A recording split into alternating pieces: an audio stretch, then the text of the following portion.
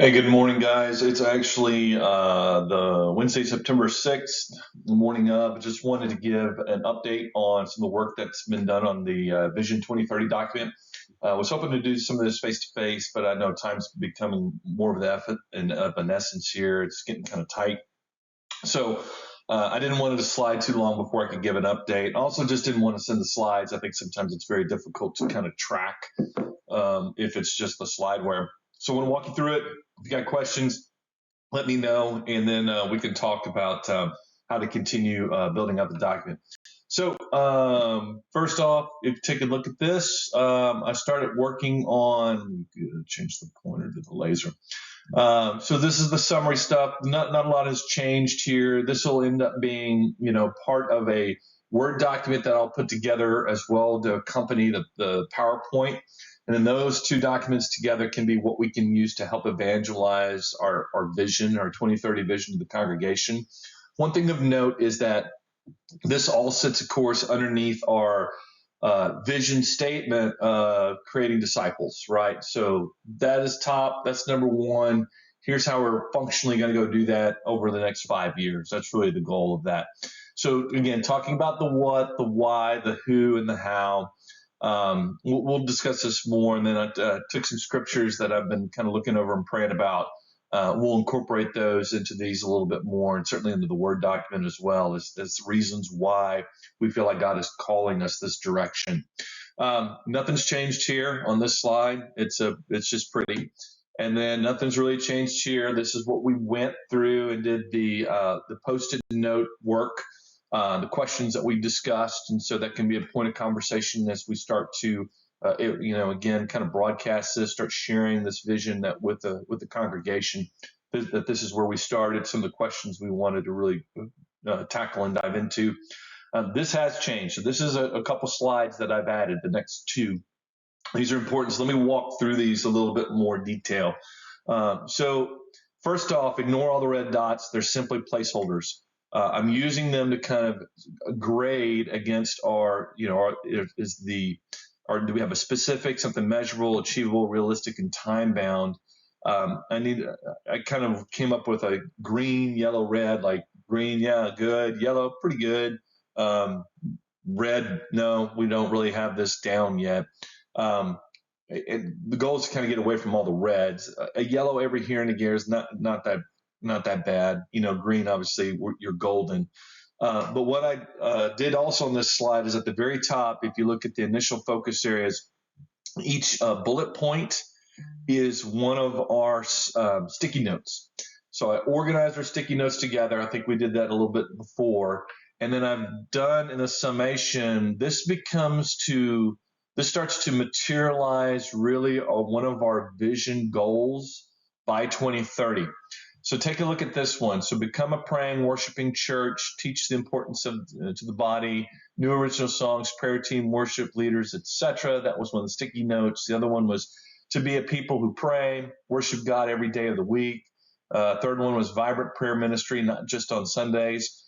What I attempted to summarize out of this as a goal, is something we'd want to achieve, would be to develop a strong worship and prayer program that cultivates new worship leaders, an active prayer ministry team, an intercession that moves beyond Sunday mornings. And so I think that becomes something where you can build some tangible things to go execute against. And so that's my first crack at that, and would love it feedback on making sure that sounds about like what we were trying to say in these sticky notes. The second one here, I'll go through this one because this one was mine. It was a little too detailed. Again, usually I shouldn't be doing this since I'm the facilitator, but oh well. So a healthy men's ministry that meets regularly with a called and empowered leader of that ministry. What I actually did was try to expand that. I think that's a little too narrowly focused. What I wanted to do is say the creation of regularly meeting ministries and programs.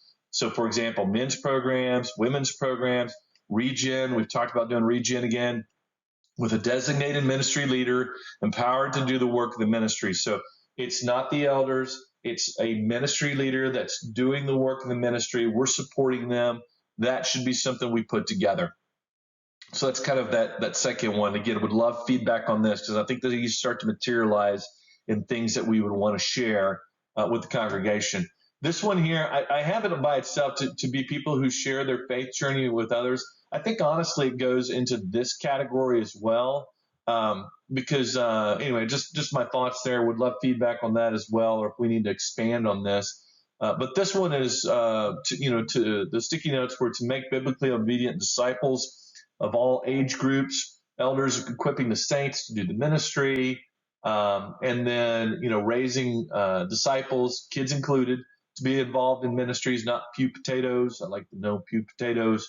What I tried to do, and then also I think it may encapsulate this one as well, is here's my summations: to expand the Believers Church leadership team as ministry programs and leaders are onboarded, providing opportunities for equipping the leaders to be effective in their ministry, and at raising new leaders for future ministry leadership. So it's growing and expanding our leadership team, right? And I think you could kind of work in there the idea of deacons as really something super tangible as a specific outcome of that. But that could be something we kind of align to. Hey, team, this is something we want to go align to. I think it starts to work in concert with some things we've talked about with onboarding potentially, Riley and Bo, with the expansion of the missions programs with the Snyder family. Those begin to materialize, I think, underneath this as tangible outcomes that we can achieve that we feel like God's calling us to. So that's this first page here. On the second page, you can take a look at this. I've only done one. I'll continue to work on this, and I'll send a link out to the document that you can kind of take a look at with me as well. But the first one on training for the next generation, theological and spiritual training, raising up future leaders for the last days church, families, kids, provide specific ministries for health and families of kids. Kids know they belong to the body, not just a distraction, re-engage counseling, schooling, regen. I think some of this we kind of covered in one of the previous ones as far as ministry programs that we would want to expand and see. But on this one, building biblically and theologically sound programs that enable discipleship and engagement at every stage of life. So whether you're young kids, whether you're a single adult, whether you're families with kids, and that I can attest to the families with kids things could be with young kids, teenage kids, or kids that are out of the house. Those are going to be different looking models. But we can kind of build that out to say that discipleship, that training needs to happen, that theological, that spiritual training needs to happen really across all those generations, and how we could build that out to go do that. This one here, I think, starts to turn, and I haven't done it yet, but it's property development, right? You can take a look at it, right? The phase 2 facility built on campus, develop property and utilize it to be an asset for outreach, evangelistic outreach, the development of the property. So I think this turns into kind of that property development summation. And then I think there's elements of outreach here that may also get included in this section as well, because this starts to turn into our kind of outreach section. It feels like that needs to be another point of summation, right? So network with other ministries outside of Believers Church to engage with local missions and outreach, and a strong missions program that supports global, regional, local missions through community engagement, strong support for international missions teams. So I think that starts to turn in that outreach element. So I think, again, you probably have one that's going to be in the summation of property development, doing what God's calling us to do with property that He's gifted us with, and then the outreach element. And I think once we do that, we got a pretty good summation of everything. And again, take a look at it. Let me know if you think we're missing something. And otherwise, I think this starts to go like this, and I'll continue to develop these out and kind of think through these different aspects of this. The define, this hasn't changed. This slide hasn't changed. We'll talk about the communication plan. I've got some details on that as well I want to share with you guys. The involve, this hasn't changed neither. Again, I think this starts to begin to share with our vision for the church and start sharing with the church that we want to get everyone engaged here. And then the execution piece. So let's talk a little bit about what this starts to look like from an execution side. This was what we talked about initially about getting the team going. these dates have changed, and I built a slide with the changed dates, so you can ignore this at this point. But I think we do want to kind of go through that, setting the expectations, plan the spring, and celebrate wins for this past this fall, what will be this past semester, if you will. And then let's get the things running. Let's get things up and running and executing.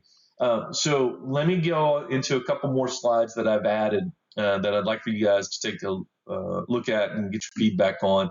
This is the leadership team. So this was the group that we identified in our Elders and Wives meeting, just a community group meeting a couple weeks back. I think this is everybody. So RJ Jody, Travis Nairn, Michael Leash, Earl Melissa, David Audra, Donna, Mark and Sarah, Todd Roxanne, Jake and Annalisa, Jesse and Laura, and Sean. I didn't put Brittany. I did just put Sean. I think that's right, but y'all let me know. I think this is the group we want at these 3 meetings here in the fall. And I think it should just be these folks at this point, unless they're doing, unless I missed a ministry leader. Let's just get these folks in and have it just be this team. Let's keep it and start it tight.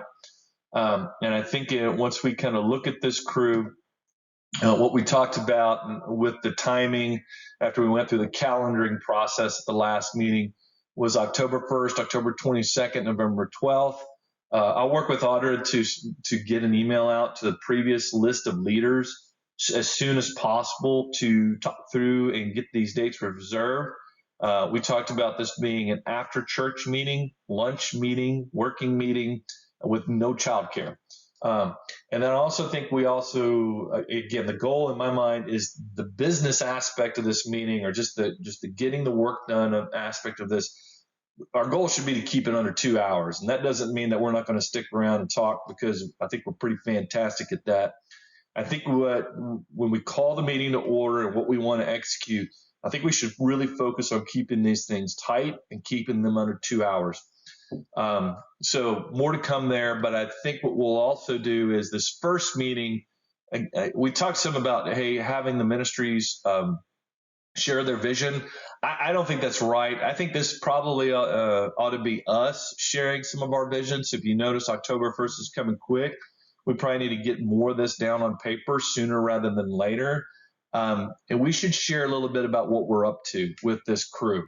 And then I think what that needs to then turn into is asking the crew to go back and pray about and think about 2024 and what they feel like God's calling their ministries to do next year, and come back prepared to share that on October 22nd. So it's about 3 weeks out.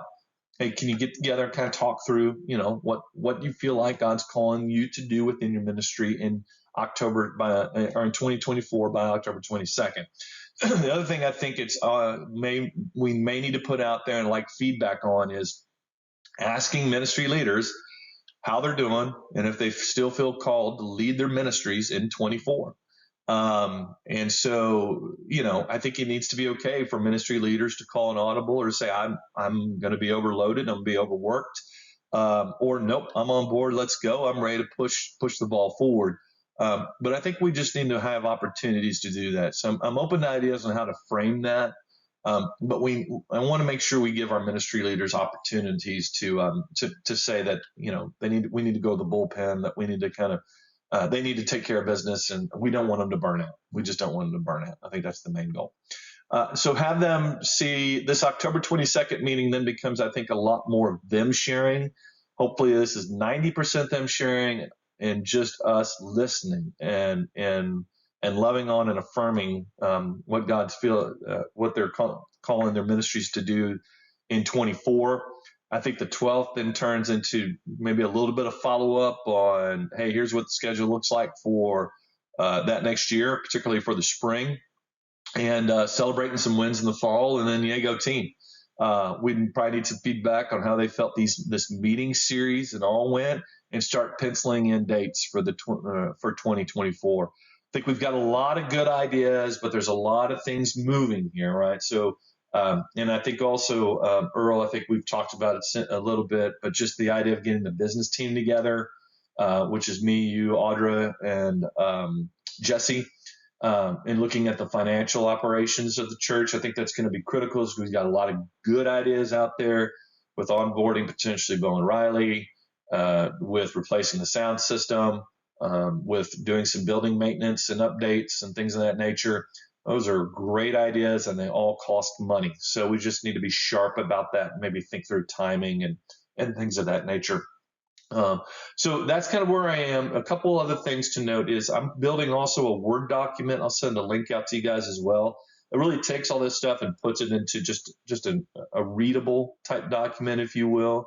So I think the outcome becomes the PowerPoint presentation and then this readable this Word document that we can then take and start to share with our leadership team and start sharing with the broader congregation and hopefully get everybody aligned on this on this vision. Okay, so that's the big updates. I'm going to try to send this out to you guys, and please take a look at these documents. Let me know what you think, and then I'll continue to work on updating them. If you've got any questions at all, let me know. Thanks, guys.